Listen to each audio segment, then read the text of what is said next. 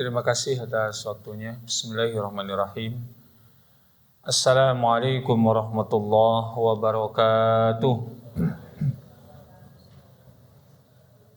Alhamdulillah alladzi bi ni'matihi tatimmus shalihat wa asyhadu an la ilaha illallah wahdahu la syarikalah wa asyhadu anna Muhammadan abduhu wa rasuluh sallallahu alaihi wa ala alihi wa ashabihi wattabi'in wa man tabi'ahum bi ihsanin ila yaumil qiyamah, amma ba'du. Kaum muslimin jamaah salat maghrib Masjid Darussalam rahimakumullah. Insyaallah malam hari ini kita akan menyampaikan mengenai rangkuman tentang sholat yang kemarin sudah kita jelaskan, baik rukunnya apa, kewajibannya apa, sunah-sunahnya apa, kemudian yang dimakruhkan apa, dan bahkan yang membatalkan sholat juga sudah kita jelaskan. Maka malam hari ini kita akan merangkum dari apa yang sudah kita sampaikan dan nanti akan ada praktek untuk sholatnya. Baik, yang pertama, seseorang ketika hendak melakukan satu ibadah apapun, maka wajib meniatkan di dalam hatinya. Ya, wajib ada niat.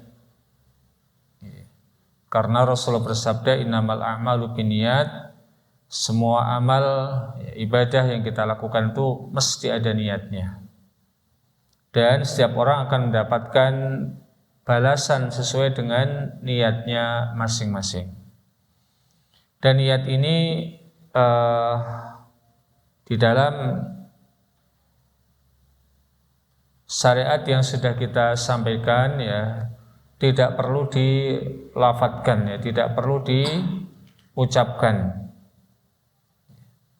Namun kita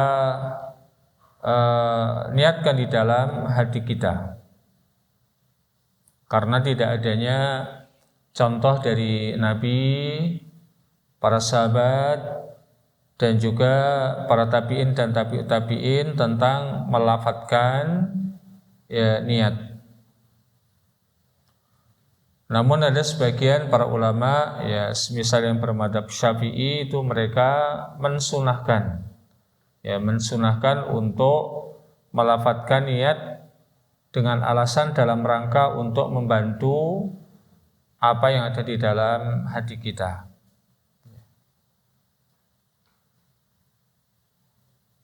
Namun wallahu ta'ala alam, sebagaimana yang telah dijelaskan ya, bagi para penulis ini tidak perlu dilafadzkan.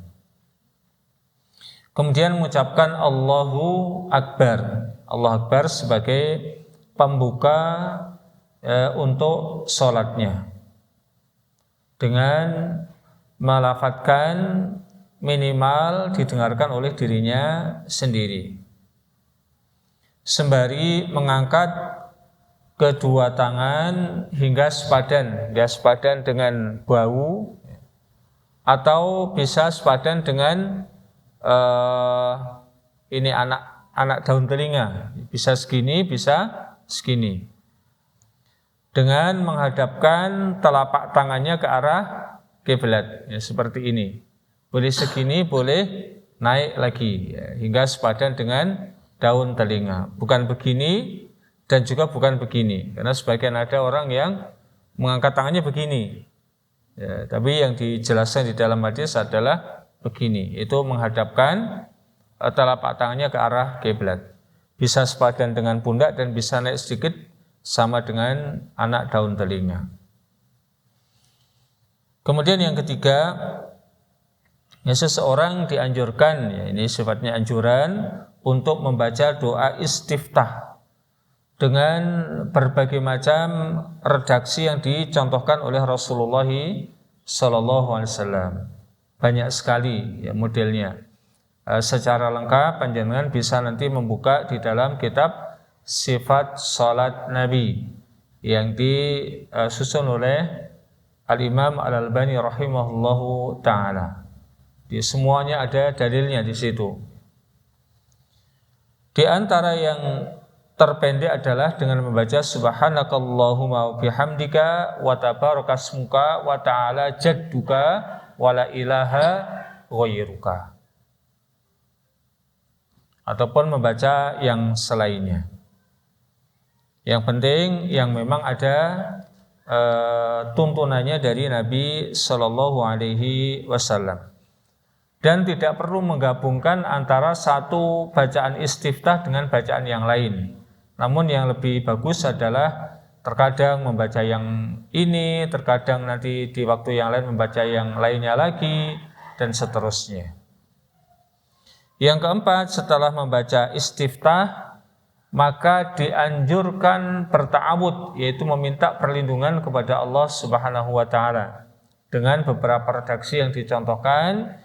Bisa dengan a'udzu billahi minasyaitonir rajim, ataupun bisa a'udzu billahi samil alim minasyaitonir rajim, atau yang lebih panjang lagi a'udzu billahi samil alim minasyaitonir rajim min hamzihi wa nafthihi wa nafsihi. Kemudian yang kelima, ketika kita sudah memulai perbuatan sholatnya, maka kita dianjurkan ya untuk memandang ke bagian sujud kita. Ya kurang lebih adalah ke bagian sujud kita, itu ke bawah. Tidak tengok kanan, tidak tengok ke kiri.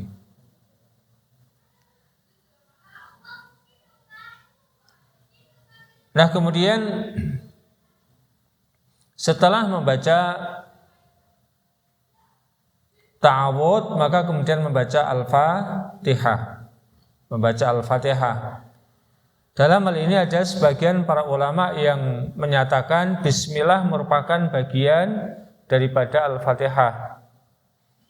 Sehingga ketika membaca Al-Fatihah, khususnya adalah di sholat yang dibaca jahar, dibaca keras, maka bismillahnya ikut dibaca keras. Sebagian yang lain para ulama berpendapat bismillah bukan merupakan bagian daripada Al-Fatihah.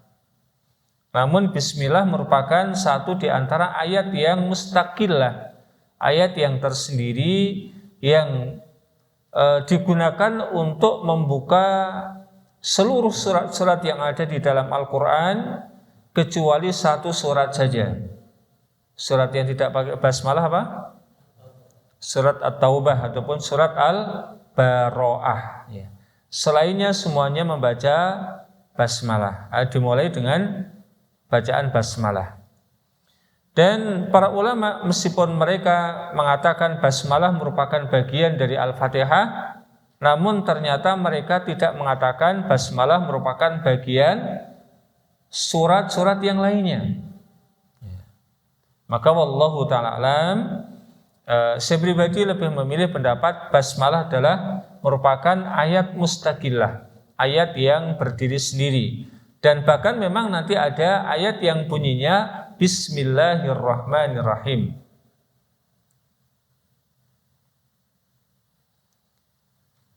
Nah, kemudian kita dianjurkan setelah membaca Al-Fatihah ya untuk membaca amin, ya membaca amin, ini yang ketujuh. Ya, poin yang ketujuh kita membaca amin, baik imam, baik makmum, dan baik dia orang yang sholat munfarid, yaitu sholat sendirian. Bacaan amin dibaca nyaring ketika ada di sholat-sholat yang bacaannya dinyaringkan. Ketika bacaan Al-Fatihahnya nyaring, maka aminnya dibaca nyaring. Namun ketika Al-Fatihahnya dibaca sir, dibaca pelan, maka aminnya juga dibaca pelan. Karena itulah yang dicontohkan oleh Rasulullah SAW. Yang kedelapan, kemudian membaca sesuatu yang mudah yang ada di dalam Al-Quran. Bisa berupa ayat dan bisa berupa surat.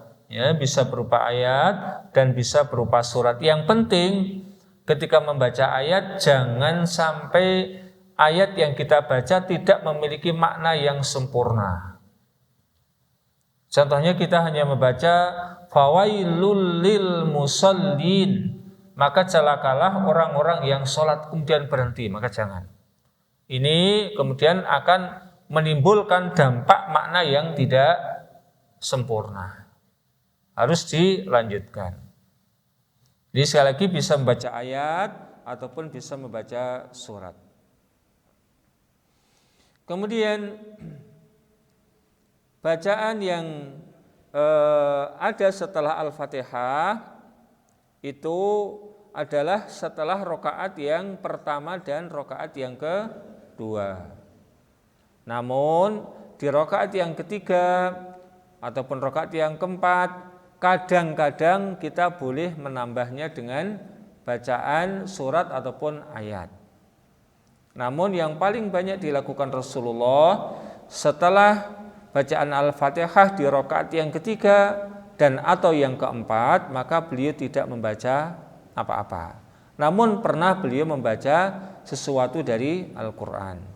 Maka yang mayoritasnya kita tidak membaca, namun kadang-kadang kita membaca. Yang kesembilan, yang utama setelah Al-Fatihah, maka kita membaca beberapa surat sebagaimana yang dicontohkan oleh Rasulullah. Setelah duhur, di dalam sholat duhur, ya setelah rakaat pertama dan kedua dianjurkan membaca ausatil mufassal, yaitu membaca surat-surat yang ayatnya pendek-pendek, ya surat-surat yang ayatnya pendek-pendek, namun suratnya itu pertengahan, ya suratnya pertengahan. Contohnya apa? Hal ataka haditsul ghasyiyah. Contoh yang lain walaili idza yaghsha. Contoh yang lain abasa wa tawalla. Contoh yang lain idza syamsu kuwirat. Ini ayatnya pendek-pendek, namun suratnya itu tidak terlalu panjang. Tidak terlalu panjang dan juga tidak pendek-pendek. Ini di dalam istilah para ahli Quran disebut dengan ausatil mufassal. Itu ayat yang pendek-pendek di dalam surat yang pertengahan. Wa ma asbah dzalika ataupun yang semisalnya. Kemudian setelah dua bacaan Al-Fatihah di rakaat yang pertama dan kedua, setelah bacaan Al-Fatihah di rakaat yang pertama dan kedua pada sholat asar, maka lebih pendek dari yang dibaca di sholat duhur. Demikian juga di dalam sholat maghrib. Ya, maka setelah membaca Al-Fatihah di rakaat pertama dan kedua dianjurkan membaca surat-surat yang qisarul mufassal, surat-surat yang pendek dan juga ayatnya pendek-pendek. Contohnya apa? Misalnya sekedar membaca idza zulzilatil ardu zilzalaha wa akhrajatil ardu asqalaha, ya, dan semacamnya. Namun pernah Rasulullah SAW di dalam sholat maghrib itu membaca surat At-Tur. Surat At-Tur itu satu lembar, ya berarti 2 halaman lebih beberapa baris. Ya, 1 lembar lebih beberapa baris. Ini kalau bagi kita kayaknya udah panjang, Pak, ya. Iya. Nah, ini kadang dibaca oleh Rasulullah. Terkadang baca Al-Mursalat. Al-Mursalat itu hampir 1 lembar. Ya, hampir 1 lembar. Bahkan pernah membaca yang lebih panjang lagi, itu surat Al-A'raf. Ini dibagi menjadi 2, rakaat pertama dan rakaat keduanya. Namun yang paling banyak yang dibaca itu adalah surat-surat yang qisarul mufassal. Surat-surat yang pendek lagi ayatnya pendek-pendek. Adapun setelah sholat isya, maka yang dibaca sebagaimana yang dibaca pada sholat duhur dan sholat asar ataupun yang semisal itu. Ya, contohnya kayak tadi, ya sekedar baca hal ada kahaditsul ghasyiyah, ya, ataupun yang semacamnya. Nah, adapun setelah sholat subuh, maka yang biasa dibaca oleh Rasulullah itu lumayan panjang. Contohnya ini yang disebut dengan tiwalul mufassal, tiwalul mufassal. Ayat-ayat yang pendek yang terdapat di dalam surat yang agak panjang. Ya. Ayatnya pendek-pendek namun terdapat di dalam surat yang agak panjang. Contohnya terdapat di dalam surat Qaf. Ya, Qaf Al-Qur'anil Majid dan seterusnya, ataupun Iqtarabatis Sa'ah dan yang seterusnya. Ya, yang panjangnya itu sekitar 2 lembar, ya, 1,5 lembar, ya kurang lebih sepanjang itu. Sebagaimana juga ketika di subuh hari Jumat yang biasa dibaca Rasulullah itu surat As-Sajdah. Ya, surat As-Sajdah itu 1,5 lembar atau 3 halaman itu di rakaat pertama. Di rakaat yang kedua yang dibaca adalah hal ata 'alal insani hinum minad dahri lam yakun syai'an madhkura. Itu hampir 1 lembar ataupun hampir 2 halaman. Jadi yang paling panjang-panjang itu adalah ada di sholat subuh. Kemudian poin yang ke-10, apabila sudah selesai membaca ayat ataupun surat setelah Al-Fatihah, maka kemudian membaca Allahu Akbar untuk melakukan ruku'. Dan ketika ruku' minimal membaca Subhana Rabbiyal Azim, minimal sekali.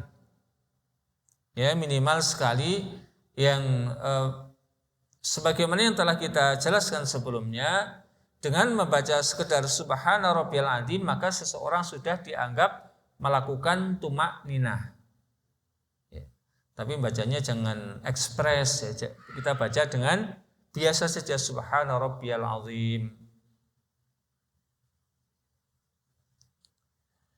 Nah, yang sedang ya mau baca 3 boleh, mau 5 boleh, mau 7 boleh, 9 boleh, ya diusahakan bacanya yang ganjil lebih daripada itu juga boleh. Namun tentu bagi seorang imam dia memperhatikan kenyamanan makmumnya. Yang sedang ya 3 kali itu cukup. Subhana Rabbiyal Azim, Subhana Rabbiyal Azim, Subhana Rabbiyal Azim. Kalau kelamaan nanti makmumnya boleh jadi kurang nyaman, kurang tenang. Ini imamnya tidur enggak ya, kok kelamaan misalnya gitu. Tapi kalau sekedar 3 insya Allah cukup. Atau dengan baca Subhanakallahumma bihamdika Allahumma ighfirli. Jadi Subhanakallahumma bihamdika Allahumma ighfirli ini adalah doa ataupun zikir yang diucapkan oleh Rasulullah setelah ketika rukuk dan ketika sujud setelah Fathu Mekah. Ya, setelah Fathu Mekah. Jadi Allah berfirman, "Idza jaa nasrullahi wal fath wa ra'aitan nasa yadkhuluna fi dinillahi afwaja fasabbih bihamdi rabbika wastaghfir innahu kana tawwaba." Jadi ini turunnya sebelum Fathu Mekah. Ya. Apabila pertolongan Allah dan kemenangan terbukanya kota Mekah itu kembali kepada kaum muslimin, maka kamu akan melihat manusia masuk ke dalam agama Islam berbondong-bondong. Maka kemudian yang diperintahkan Allah setelah melihat manusia masuk ke dalam agama Islam dengan berbondong-bondong, maka pujilah Tuhanmu dan bertasbihlah kepadanya. Fasabbih bihamdi rabbika. Ya, bertasbihlah dengan memuji Tuhanmu dan memintalah ampunan kepada Allah Subhanahu wa taala. Fasabbih bihamdi rabbika wastaghfirhu. Ya, dan mintalah ampunan kepadanya. Maka di tahun ke-8 Hijriah, ketika kota Mekah betul-betul telah kembali ke pangkuan kaum muslimin, bacaan yang paling banyak dibaca oleh Rasulullah ketika rukuk dan sujud adalah ini, yaitu dengan subhanakallahumma rabbana wa bihamdikallahumma ghfirli. Yang kata Ibunda Aisyah radhiyallahu taala anha, maka Rasulullah mentakwil, Rasulullah mewujudkan perintah Allah Subhanahu wa taala di dalam surat An-Nasr, idza jaa nasrullah dan seterusnya, itu di dalam salat-salatnya. Itu tepatnya ketika sedang rukuk dan sedang sujud. Ataupun bisa membaca subhanadil jabarut wal malakut wal kibriya wal azamah. Ataupun bacaan yang lainnya. Ini ada beberapa bacaan yang intinya pokoknya yang ada hadisnya, ada contohnya dari Rasulullah Shallallahu Alaihi Wasallam. Kemudian yang ke-11 adalah membaca Sami Allahu liman hamidah, ya, ketika bangkit dari ruku. Dan yang dianjurkan, yang diperintahkan untuk membaca ini adalah imam dan orang yang sholat munfarid. Ya, imam dan orang yang sholat munfarid, yaitu orang yang sholat sendirian. Adapun makmum, maka dia cukup menyaut dengan membaca Allahumma rabbana walakal hamdu, ataupun menyaut dengan Rabbana lakal hamdu, ataupun Allahumma Rabbana lakal hamdu. Jadi ada beberapa bacaan. Pertama Allahumma Rabbana walakal hamdu, ada wawunya. Ataupun Allahumma Rabbana lakal hamdu, tidak ada wawunya. Ataupun sekedar Rabbana lakal hamdu. Nah, ketiga-tiganya boleh ditambah di belakang sebagaimana di dalam hadis dengan hamdan thayyiban mubarakan fi. Ya, hamdan thayyiban mubarakan fi. Atau yang agak panjang yaitu mil as-samawati wa mil al-ardi wa mil ma bainahuma wa mil ma syi'ta min syai'im ba'du. Ini boleh dan ini lebih utama. Tapi selagi kalau imam ya tidak usah panjang-panjang, nanti menjadikan makmumnya kurang nyaman. Sehingga kalau kurang nyaman mengurangi kekhusyuan.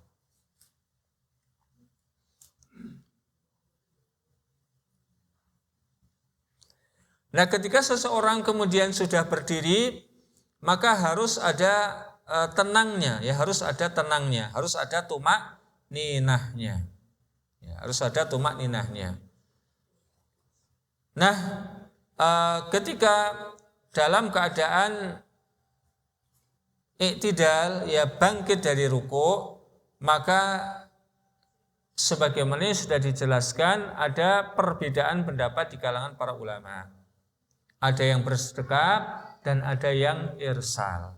Sebagian mengatakan sunnahnya bersedekap, sebagian yang lain mengatakan sunnahnya adalah irsal, yaitu menjulurkan tangan ke bawah. Menimbang ini ada silang pendapat di kalangan para ulama, maka monggo jenengan mantep milih pendapat ulama yang mana. Baik, sampai di sini maka kita akan berikan prakteknya, ya, akan kita sampaikan prakteknya, ya, supaya jamaah sekalian mendapatkan gambaran yang lebih konkret.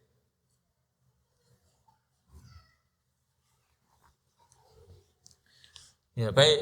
Tadi kita misalkan ya kiblat, misalnya saya misalkan sana kiblat.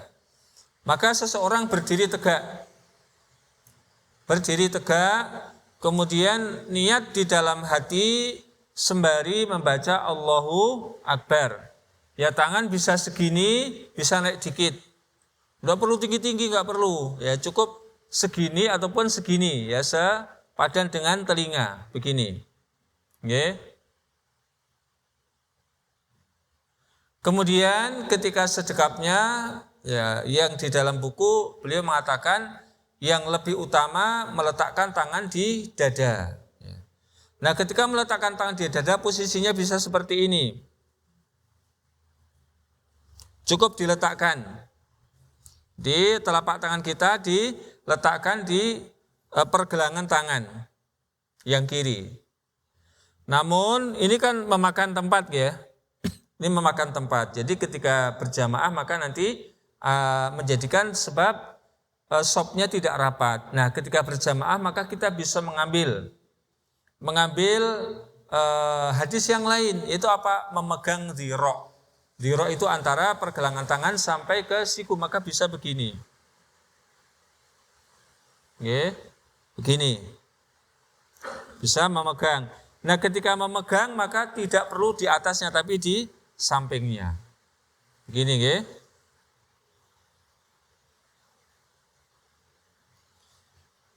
Nah, tadi sudah pertama Allahu Akbar, nggih.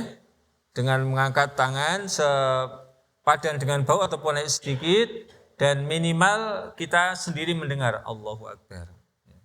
Ya kalau imam ya dia entah sholatnya sir ataupun jahar, maka ya dia mengeraskan. Kenapa? Berkaitan dengan makmum yang ada di belakangnya. Nah, kemudian setelah kita bersekap, kita membaca doa istiftah. Boleh sekedar subhanakallahumma wa bihamdika wa tabarakasmuka wa ta'ala jadduka. Ini yang paling pendek. Oke, yang paling pendek. Mau yang panjang ada. Kemudian setelah membaca istiftah, kita membaca ta'awud. Bisa a'udzu billahi minasyaitonir rajim, ataupun bisa a'udzu billahi samii'il alim minasyaitonir rajim, bisa. Atau yang lebih panjang lagi, a'udzu billahi samii'il alim minasyaitonir rajim min hamzihi wa nafthihi wa nafsihi. Kemudian membaca Al-Fatihah. Setelah rampung dianjurkan membaca amin. Membaca amin dan kemudian membaca apa yang mudah bagi kita dari Al-Quran. Sekali lagi boleh berupa ayat dan boleh berupa surat dengan perincian yang tadi sudah kita sampaikan. Nah, kemudian kita mau memberikan contoh bagaimana ruku', ya, memberikan contoh bagaimana ruku'. Baik dari depan, dari samping ataupun dari belakang. Ya. Baik dari depan, kita berikan contoh, maka tangan itu menggenggam, ya, tangan menggenggam lutut kita. Ya, menggenggam.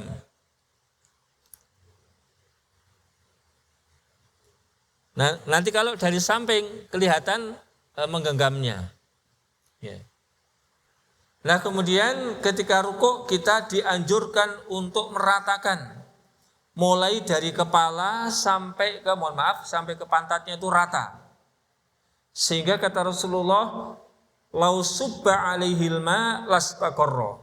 Seandainya di atasnya itu mau ditaruh air, maka dia tidak akan tumpah kemana-mana.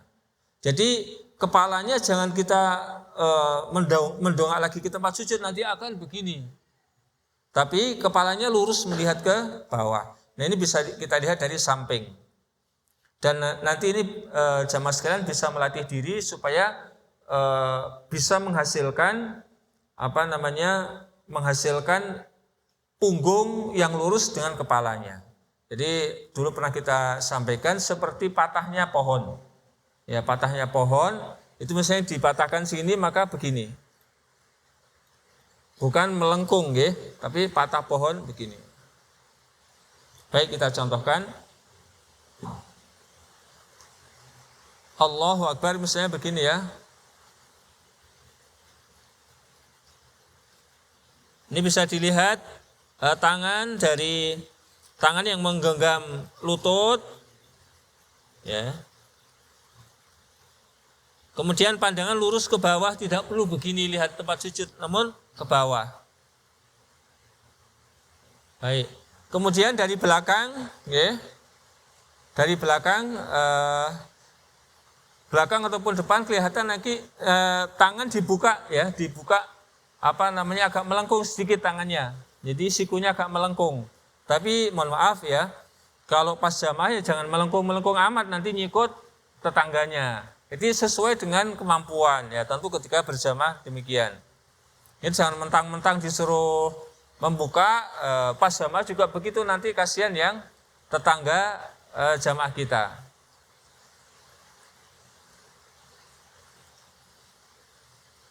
Nah, kelihatan membuka sedikit ya sedikit.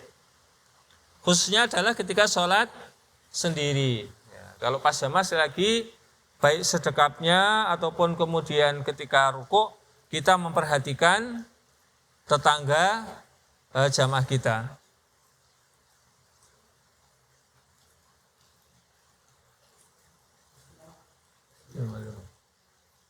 Empat sembilan.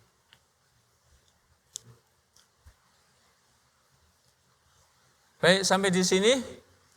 Sebelum kita lanjutkan, ada yang ditanyakan? Kayaknya nggak ada, insya Allah, nggih. Baik.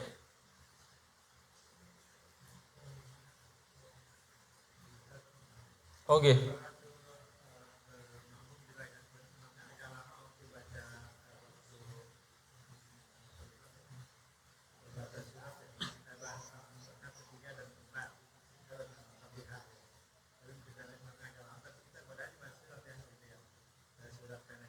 Ya, maksudnya ketika imam setelah bacaan Al-Fatihah di rakaat ketiga dan keempat agak lama, ya udah kita ikut baca aja, kita ikut baca apa yang tidak kita baca. Kalau misalnya kita nggak baca, kita diem juga nggak apa-apa,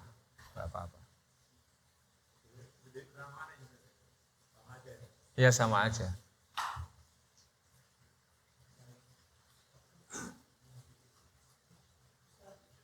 Oke, moga.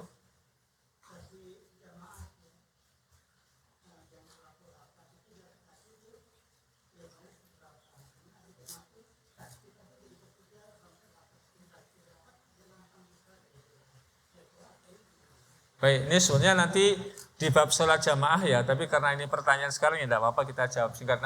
Nanti habis ini masih ada bab sholat jamaah dan seterusnya. Jadi untuk menata shop itu yang jadi ukuran adalah pundak kita, ya pundak kita. Yang kata Rasulullah, hendaklah salah seorang itu tangannya disentuhkan dengan tangan saudaranya. Jadi ukuran rapatnya itu adalah tangan kita. Dan ini pundak ini, jangan kemudian pundak ini pun jangan kemudian lebih disempitkan lagi hingga kita harus begini-begini, jangan. Itu nanti tidak akan menjadikan nyaman sholat kita. Pokoknya dipas saja. Nah, adapun kaki itu disesuaikan. Untuk rakaat pertama kalau bisa untuk menghasilkan shop yang lebih rapat, selain sininya ditempelkan maka kakinya ditempelkan. Tapi untuk berikutnya, ya karena sudah tertata di rakaat pertama, kakinya tidak perlu ditempelkan. Apalagi kalau mohon maaf, ya kan ada yang tidak nyaman kalau kena kakinya. Tapi kalau yang kena itu tangannya, insya Allah nggak mengapa. Tapi kalau sepanjang sholat tetap bisa menempelkan mata kakinya, itu yang tentu yang lebih cocok dengan contoh sahabat. Jadi ketika sahabat diperintahkan untuk meluruskan dan merapatkan shop itu, mereka selain merapatkan di bagian pundaknya, maka mereka juga menempelkan antara satu mata kaki dan mata kaki yang lain. Namun dalam hal ini kita menata kakinya itu jangan model kayak nun sewu ya, kayak angsa. Nah, jadi jangan gini. Ini nanti kalau membuka kayak gini, itu nanti akan keinjek orang lain mungkin, dan ini akan susah untuk bisa merapatkan. Maka kita luruskan kayak kalau kita mau baris berbaris, ya lurus ke depan. Jadi telapak kanannya itu lurus ke depan. Mungkin nonton Pak G. Jadi yang jadi patokan ininya. Karena kalau kaki bisa aja segini, ya kan?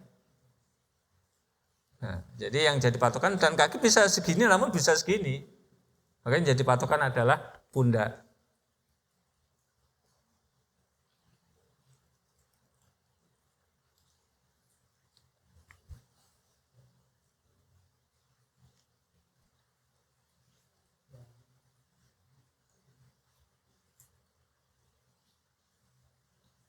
Ada lagi? Oh ya?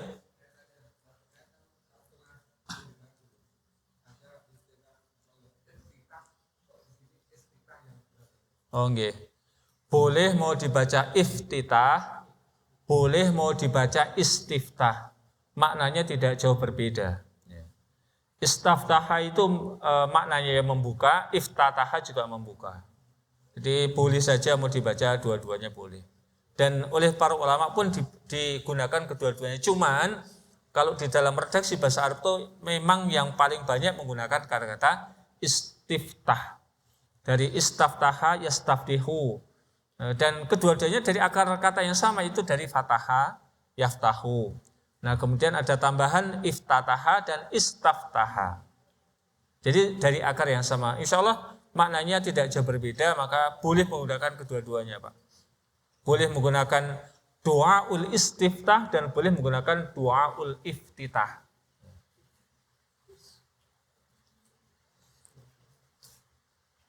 Kalau iftataha itu memiliki makna, kalau tidak salah memiliki makna pasif, itu terbuka, dibuka. Kalau istaftaha itu membuka. Jadi dari sudut pandang maknanya tidak jauh berbeda.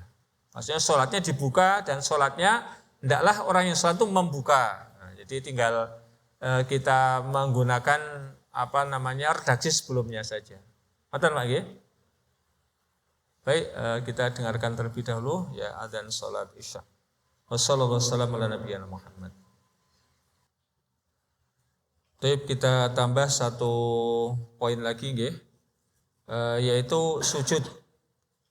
Nah, setelah seseorang tadi dia i'tidal, ya i'tidal itu harus seluruh tulang belulang kembali kepada tempatnya sebagaimana sebelum ruku'. Ya, kalau sudah kembali seperti semula sebelum ruku', dengan membaca zikir yang tadi sudah kita sampaikan, mau Rabbana lakal hamd yang paling pendek, ataupun Allahumma Rabbana lakal hamd, ataupun Allahumma Rabbana walakal hamd, kemudian yang belakangnya ditambah hamdan katsiran thayyiban mubarakan fih, boleh.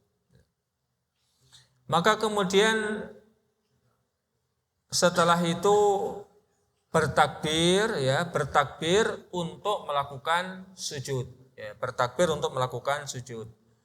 Nah, bagaimana cara sujudnya dulu sudah pernah kita sampaikan.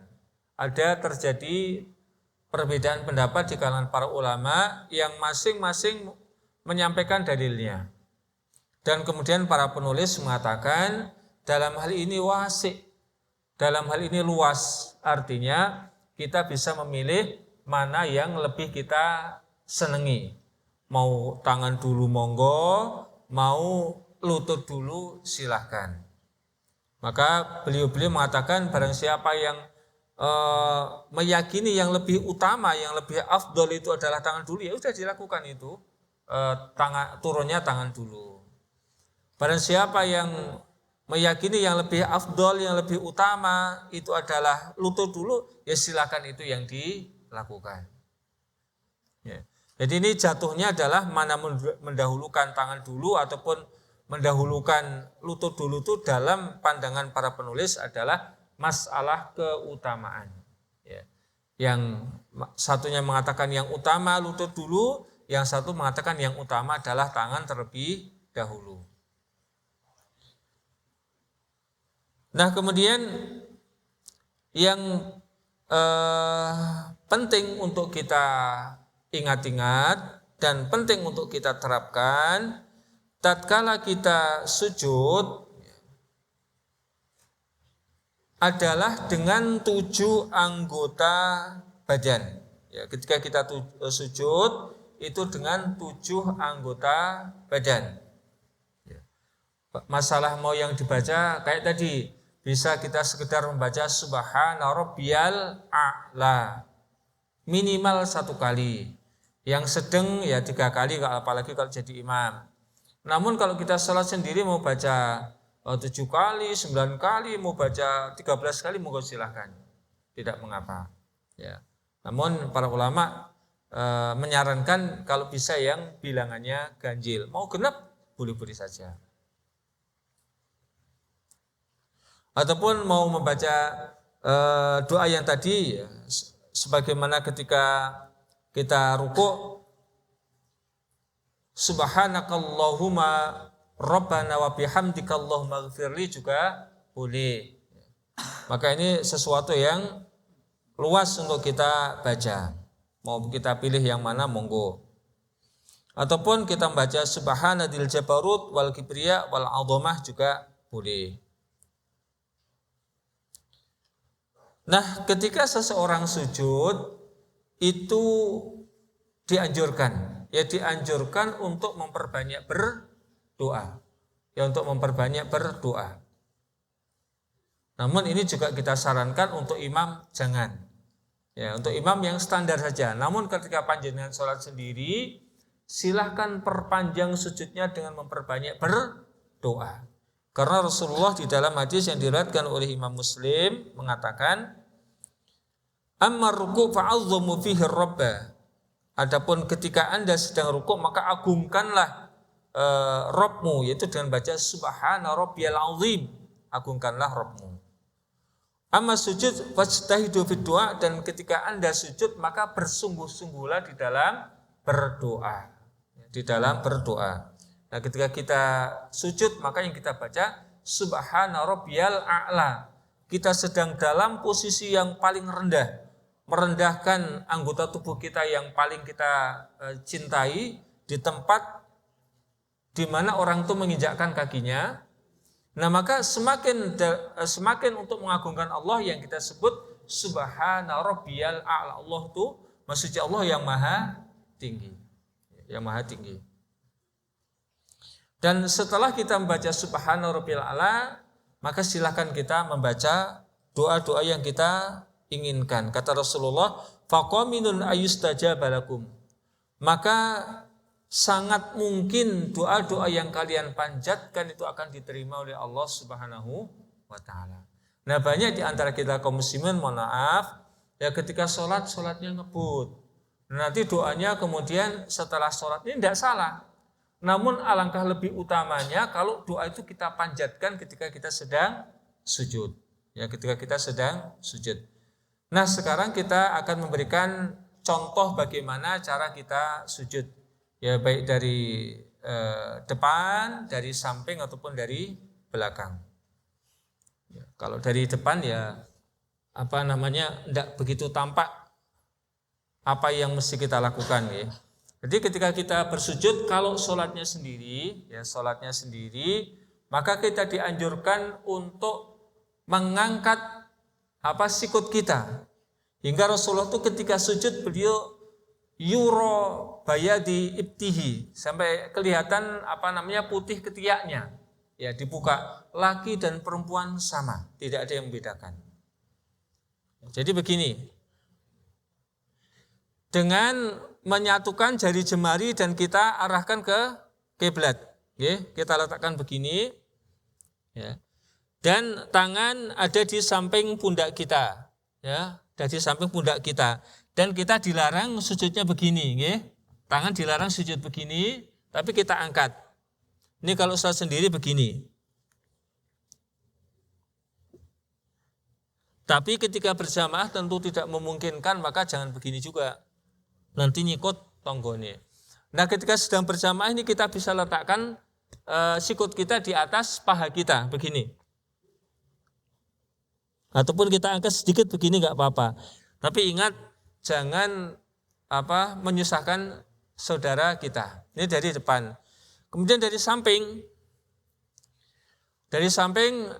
Jadi punggung kita tidak perlu kemudian harus kita luruskan, ya. Namun tetap melengkung seperti busur, ya, tetap melengkung. Namun ingat hidung menyentuh ke tanah. Jadi tadi dikatakan ketika kita sujud itu dengan 7 anggota badan dan hidung merupakan bagian dari kepala. Hidung ikut sujud. Jadi begini. Ya. Begini. Hidung kita tempelkan. Menempelkannya hidung sama dengan kita menempelkan jidat kita. Jadi kalau menempelkan jidat kita tuh kenceng, maka hidungnya juga ikut kenceng. Ya. Nah, jangan kita sujudnya gini. Ya, hidungnya diangkat jangan. Namun hidung ikut nyentuh ke lantai. Gini. Dari belakang ya. Maka kaki ini disatukan. Ya, kaki disatukan. Nah, begini kalau dari belakang. Dengan mengarahkan seluruh jari jemari ke arah kiblat.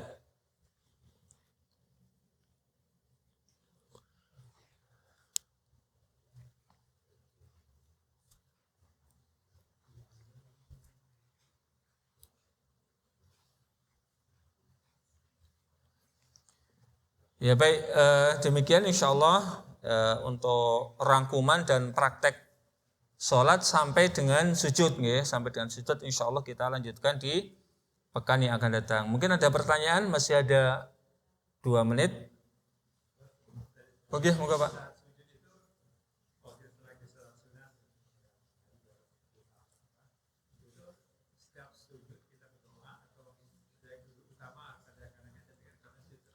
Oke. Kapan sujud yang kemudian kita perlu doa di sana? Ya kebetulan sampai sekarang ini saya belum pernah ketemu, Pak. Belum pernah ketemu bahwa yang paling utama, yang paling bagus itu nanti doanya di sujud yang terakhir, belum ketemu. Ya. Bahkan ketika redaksi itu datang dengan bentuk mujmal, dengan bentuk yang umum, ya, maka yang bagus kita adalah melakukannya juga di dalam bentuk yang umum. Jadi kita jangan membatasi sesuatu yang diperintahkan secara umum dengan pembatasan kita sendiri. Maka di sujud yang mana saja, pas kapan kita sujud pengen berdoa, silakan berdoa. Ya, tidak harus di sujud yang terakhir, apalagi kalau mengharuskan, ini menjadi satu problem, ya. Kita mengharuskan sesuatu yang tidak diharuskan oleh Rasulullah SAW. Jadi di sujud di rokaat yang keberapa saja tidak masalah. Bahkan yang paling bagus ya kita bisa melakukannya selang-seling. Kapan kita pas sujud pengen doa, ya udah doa aja.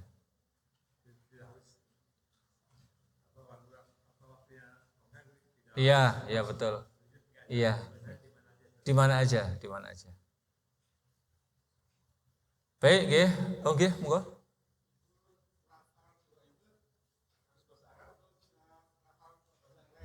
Baik.